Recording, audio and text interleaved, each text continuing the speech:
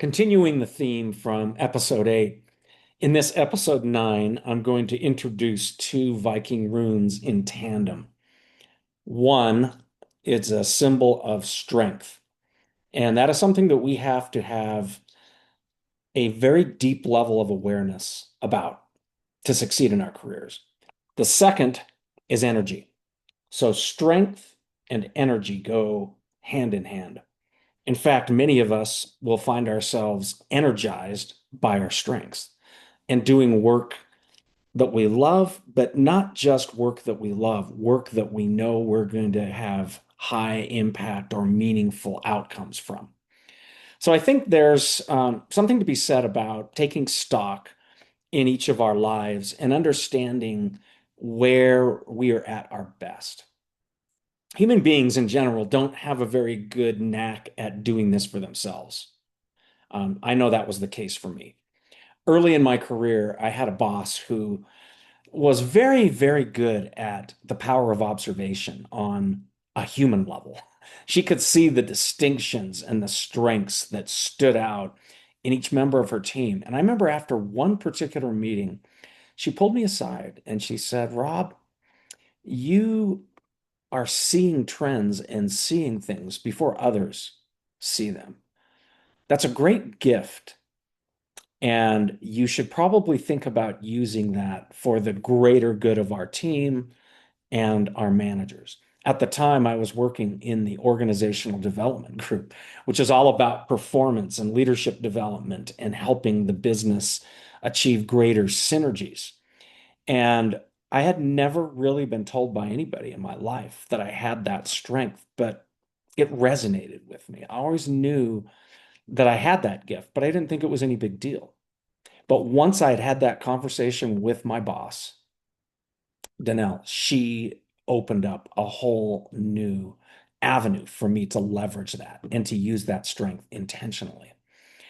And because I could see trends ahead of time and see the impacts of certain changes that were coming to the workplace, I was able to initiate discussions, proactive discussions with my teams to help prepare contingency plans or to prepare for, end arounds or solutions to get a head start on working on some big issues and some big problems.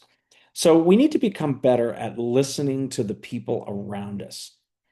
And maybe some of those strengths show up in very humorous ways, like nicknames. Have you ever had a nickname that sticks and that really typifies your style and how you impact your work? One of my former bosses at Wiseman Group, she was known as the goddess of getting it done.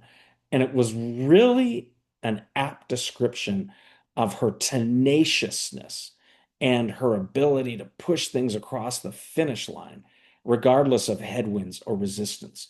She had this grit and this tenacity about her that left no doubt that she was going to power on and get the job done. Some of us need people like that in our lives to inspire us or to enlist us in causes that matter. So I think we have to become really tuned in to the currents of what others are observing or the feedback or the nicknames they are giving us, because that surely will have some element of truth to it. And we can dissect that and go deeper and have even more meaningful conversations with our spouses, with our trusted advisors, our key stakeholders, and our chain of command to understand what they see and how they perceive our strengths. Because most of us underestimate who we are and the value we can add to the workplace. I think it was Whitney Johnson who said, most of us undervalue who we are and overvalue what we are not. And I really have remembered that statement and really find a lot of truth to it. There's false modesty. A lot of us don't like to brag. And so we're not talking about tooting our own horn and bragging. We're talking about being eyes wide open and intentional about going after situations or problems that we are called to staple ourselves to. because we know we can make a difference and we know we'll have great impact. It gives us a greater confidence, an implicit confidence. And that's where we get this energy. The energy shows up where we know going in that we're going to have a positive impact on the people and on the outcome of the work that needs to be done. And that's a very important thing in the workplace where so many people struggle with imposter syndrome and self-doubt. We all have it. And anytime you are given a greater responsibility, it's a natural thing to wonder if you are up to the challenge. And initially, almost everyone is not fully qualified for the job that they sign up for. We learn as we go and we leverage our strengths and find ways to compensate for our weaknesses, usually through the strengths of others. I'll give you an example of how I do that in my own home. My spouse, Shelley, is probably the most organized, planful person I know. She is tenacious on not losing track of the details. And she will never or very seldom overlook anything that's really important. I, on the other hand, am a big picture thinker. I look ahead. I've already mentioned that I can see trends and things that are happening or coming, but I get lost in the details or I overlook details that are fundamentally important. And so Shelley is a good counterweight to my thinking and to the blind spots that I have in my own leadership style in the home and at work. And so we have to learn to appreciate the strengths of others and to leverage them where necessary.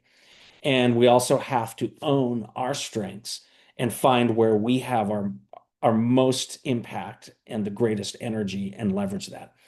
One of the greatest insights I ever got professionally was actually through the Clifton Strengths Finder. If you've never taken that assessment, it's unique in a couple of ways. Most importantly, it doesn't just pigeonhole you into one strength or one type of a person. It actually has the most value to me in understanding what my top five strengths are. And I am an includer. I've always been able to find the people who are marginalized or misfits or not really bonding with the team. They don't belong. I've always had a knack for sensing who is in that realm and being able to find ways to connect them in or induct them in to become a vital part of the group. And that is something that was made known to me through the Clifton Strengths Finder. And it is very true. And I've utilized that gift throughout my career.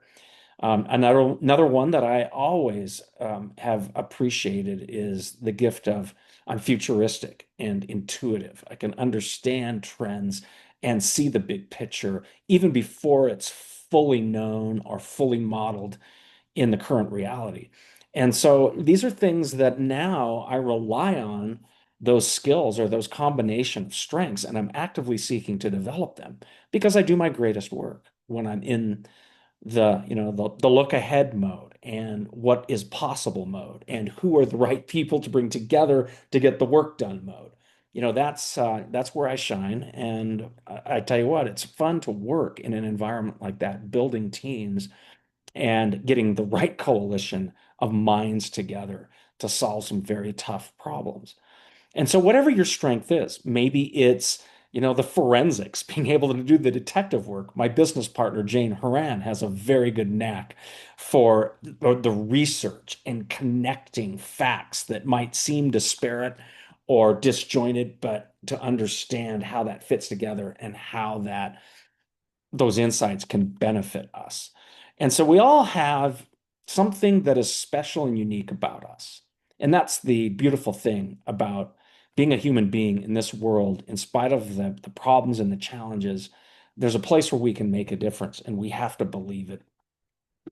So know your strengths and then envision or dream about ways, that you can make a difference. So dream it, believe it, and achieve it. That's something that I believe all of us can do. And I think where we get sidetracked, I'm looking at a quote from Jim Rohn, one of my thought leaders that I really enjoy understanding his perspectives on business. He said, "Learn to hide your need and show your skill." So I'll repeat that again. Learn to hide your need. We all have needs and we all have development that we need to do. But learn to put that aside and show our skill. And I would actually say not just show it, but exercise it. Exercise the gifts that we naturally have for the greater good, for the good of the whole. I've always found joy in that kind of work. And I just really enjoy the fact that life is a continuous journey, it's a continuous evolution. I'm not even sure that I've discovered all of my strengths yet, or at least the combination of unique strengths that I can synergize and the opportunities that can flow out of that. I'm still working on that piece. And there's also other blind spots that we do have to be cognizant of. And maybe you can just take one of your strengths and understand that if it is overused or overdone, what's the downside? It's a good question to ask yourself. I'm good at the big picture.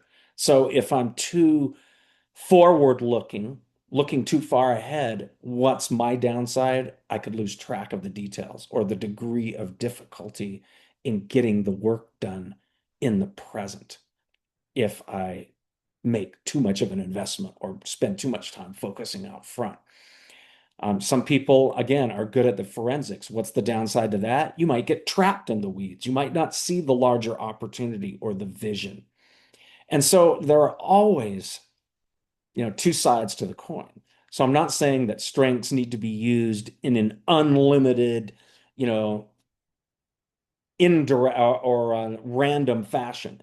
We should be intentional about them, and we should also be eyes wide open and know the liabilities and the downside of the overuse or the misuse of those gifts. So I hope that this is just something to food for thought for you, your strengths, where you draw your greatest wisdom and the best results in the work that you do, and also your energy.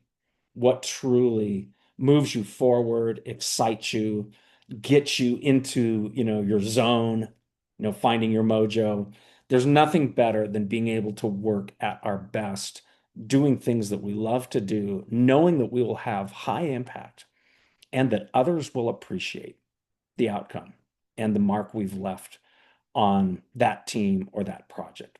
So enjoy the journey. Until next time, keep at it.